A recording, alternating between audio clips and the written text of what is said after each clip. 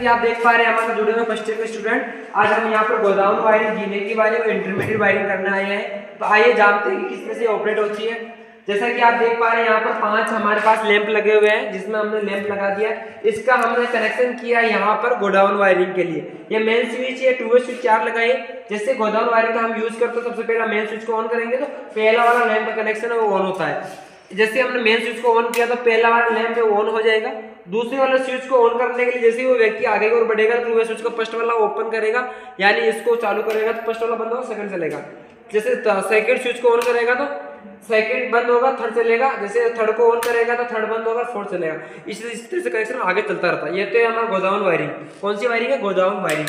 अब इसके बाद में हम बात करते हैं जीने की वायरिंग। जीने की वायरिंग हमारी यूज होती है एक लैंप को 2 जगहों से कंट्रोल करना। ये हमारा अधिकतर यूज करता है सीढ़ियों के अंदर।